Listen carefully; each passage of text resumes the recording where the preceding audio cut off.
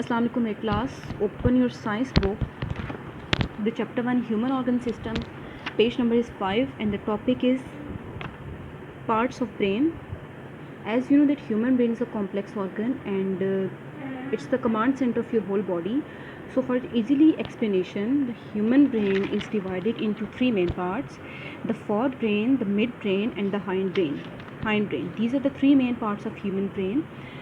So forebrain is the most part of the human brain and also the largest part of human brain. Forebrain is the front part of human brain and it's also that part that is exactly behind the forehead. That's why it's known as forebrain. The forebrain is again divided into three main parts or three main sections: the cerebrum, the thalamus and the hypothalamus. The first part of the forebrain, the cerebrum, it's the largest part of forebrain and it's the outermost wrinkly parts. Class, as you can see here, it has many folds or wrinkles on its surface. So cerebrum just look like the walnut. If you compare the shape of cerebrum, it just look like the walnut. So if we see here the rough diagram of cerebrum, here's the cerebrum and it's above view of cerebrum. Cerebrum is divided into two halves. Both halves are known as the hemispheres. The right half of the right hemispheres and the left half the left hemisphere. What both parts do: the right half, the right hemispheres control all the activities and actions taking place in the left side of the body, and the left hemispheres control all the actions taking place in your right side of the body. So basically both hemispheres have opposite function to each other. Right half controls the left part of the body and the left hemispheres control all the actions and activity of the right side of your body. So moving back to cerebrum, cerebrum has a thin layer or thin membrane that is covering it, and that thin layer is known as cerebral cortex. The word cortex is missing here. The cerebral cortex is the outermost thin fine layer that is covering our cerebrum. So this was the location and shape of cerebrum. What are the functions of cerebrum? So cerebrum has to control all the voluntary actions that are taking place in human body. So what are voluntary actions?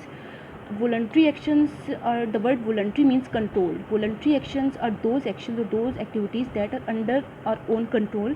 Like you talk to someone and at this time you're watching this video with the help of your eyes. So actually cerebrum is sending commands and instruction and direction to your eyes to watch this video. Cerebrum has to control all the sense informations that is coming from your sense organs. So all the activities and actions and function of your sense organs are actually controlled by cerebrum.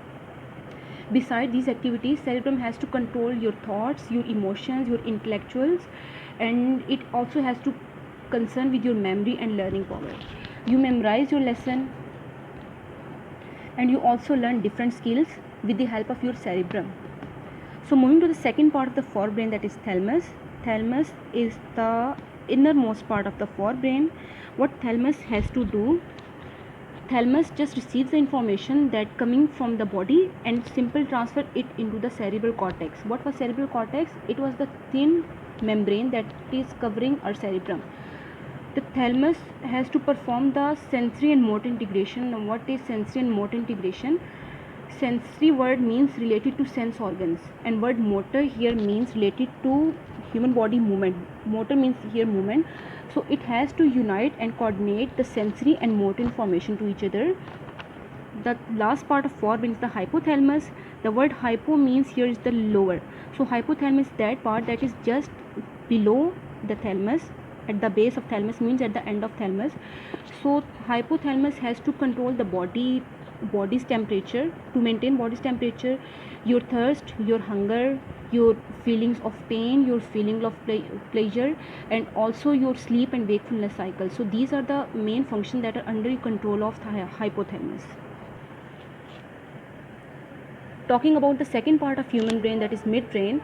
Midbrain is the tiny part of brain in between the forebrain and the hindbrain. What midbrain has to do?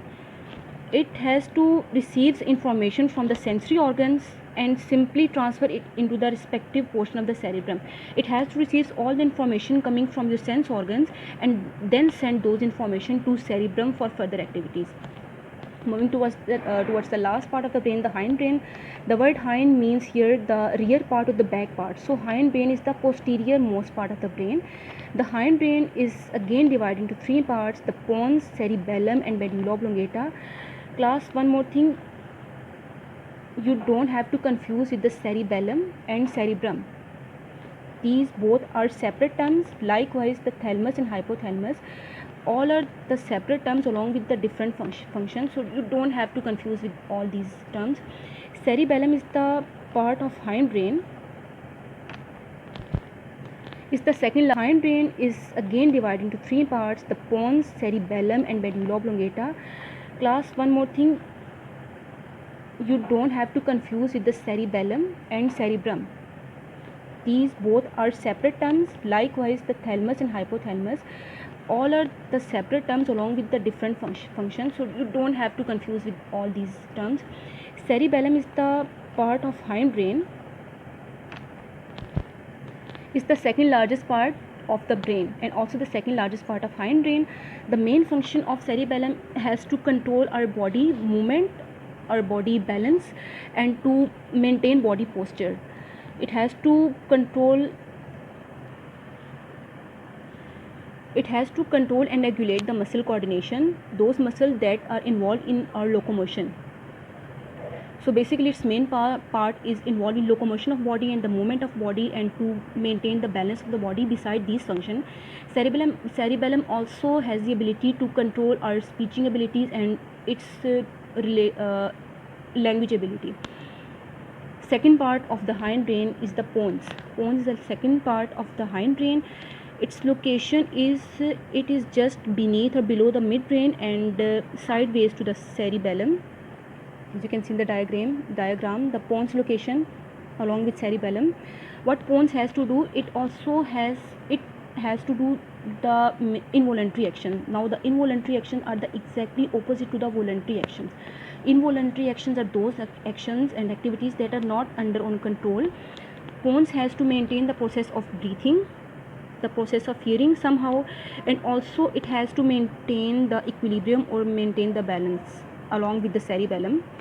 Last part of hindbrain and also the last part of human brain is the medulla oblongata. This one is the medulla oblongata. Medulla oblongata is related with all the involuntary action that are taking place in human body. Like it has to regulate, it has to maintain your heartbeat, swallowing, your blood pressure, your breathing rate, your coughing, your vomiting, and many other involuntary actions are under the control of medulla oblongata.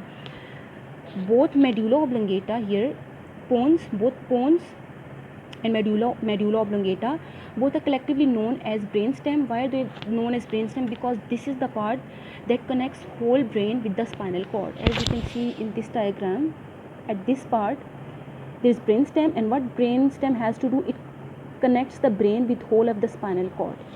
So these were the parts of human brain. Hope you got it, and this was your today's lecture.